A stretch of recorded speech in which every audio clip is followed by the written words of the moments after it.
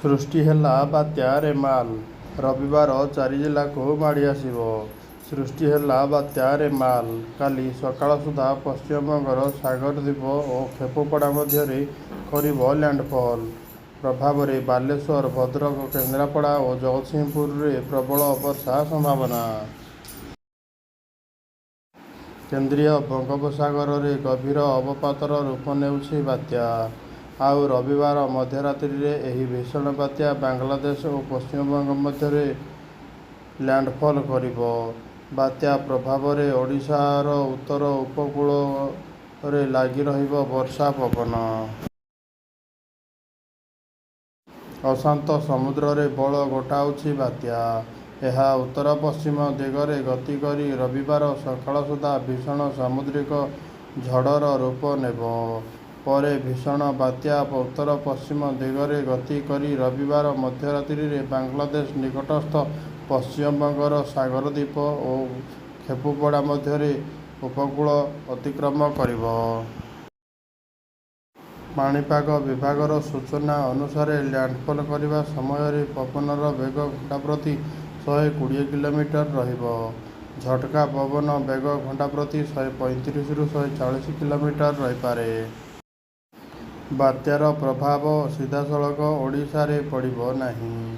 ଓଡ଼ିଶାର ଉତ୍ତର ଉପକୂଳରେ ପବନ ସାଙ୍ଗକୁ ବର୍ଷାର ସମ୍ଭାବନା ରହିଛି। ରବିବାର ସକାଳ ସୁଦ୍ଧା ବାଲେଶ୍ୱର, ଭଦ୍ରକ, କେନ୍ଦ୍ରାପଡ଼ା, ଜଗତସିଂହପୁର ପ୍ରବଳ ବର୍ଷା ହୋଇପାରେ। ବର୍ଷାର ପରିମାଣ 70ରୁ 110 ମିଲିମିଟର ହୋଇପାରେ ବୋଲି ପାଣିପାଗ ବିଭାଗ କହିଛି। ଏହିସବୁ ଜିଲ୍ଲାରେ ପବନର ବେଗ ଘଣ୍ଟା ପ୍ରତି 30ରୁ 40 କିଲୋମିଟର ରହିପାରେ। କେବଳ ଉତ୍ତର ଉପକୂଳ ନୁହେଁ, କ୍ରମଶଃ ବାତ୍ୟା ପ୍ରଭାବରେ ଉପକୂଳରେ ମଧ୍ୟ ବର୍ଷା ପବନ ହେବାର ସମ୍ଭାବନା ରହିଛି। ମୟୂରଭଞ୍ଜ, ବାଲେଶ୍ୱର, ଭଦ୍ରକରେ ଅତି ପ୍ରବଳ ବର୍ଷା ଅର୍ଥାତ୍ 200 ମିଲିମିଟର ପର୍ଯ୍ୟନ୍ତ ବର୍ଷା ହେବାର ସମ୍ଭାବନା ଅଛି। ମୟୂରଭଞ୍ଜ, ବାଲେଶ୍ୱର, ଭଦ୍ରକ ସହିତ କେନ୍ଦୁଝର, କେନ୍ଦ୍ରାପଡ଼ା, ଯାଜପୁର, କଟକ, ଜଗତସିଂହପୁର, ଖୋର୍ଦ୍ଧା, ପୁରୀରେ ମଧ୍ୟ ପାଗ କୋହଲା ରହିପାରେ। ବାତ୍ୟା ପାଇଁ ରାଜ୍ୟର ସମସ୍ତ 4ଟିଯାକ ବନ୍ଦରରେ 1 ନମ୍ବର ବିପଦ ସଙ୍କେତରେ ବଳବତ୍ତର ରଖାଯାଇଛି। ଆସନ୍ତା 27 ତାରିଖ ଯାଏ ମତ୍ସ୍ୟଜୀବୀମାନେ ସମୁଦ୍ର ଭିତରକୁ ନଯିବାକୁ କୁହାଯାଇଛି। ଭୁବନେଶ୍ୱରରୁ ନିରୁପମା ବେହେରା ନ୍ୟୁଜରେ ଏହି ସୂଚନା ପ୍ରକାଶ କରିଛନ୍ତି।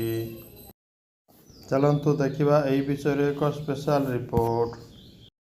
बांग्लादेश निकटस्थ सागरद्वीप एवं खेपुपड़ा उपकूल अतिक्रम कर पाणीपाग विभाग सूचना अनुसार लैंडफॉल करने समय पवन बेग घंटा प्रति 120 किलोमीटर हेबो। झटका पवन बेग घंटा प्रति 135ରୁ 140 किलोमीटर रहीपरे। बात्यार प्रभाव सीधा सड़क ओडिशा रे पड़िबो नाही, किंतु उपकूल ओडिशा रे प्रभाव रहीपरे। ओडिशार उत्तर उपकूलर पवन सांगकु वर्षा हेबार संभावना अछि। रविवार सकाळ सुद्धा बालेश्वर, भद्रक, केन्द्रापड़ा, जगतसिंहपुर प्रबल वर्षा होईपरे। वर्षार परिमाण 70ରୁ 110 मिलीमीटर होईपरे बोली पाणीपाग विभाग कहिछि। ए सब जिल्ला रे पवन बेग मध्य घंटा प्रति 30ରୁ 40 किलोमीटर रहीपरे। केवल उत्तर उपकूल नुहे, क्रमशः बात्या प्रभाव रे उपकूल रे मध्य वर्षा पवन हेबार संभावना अछि।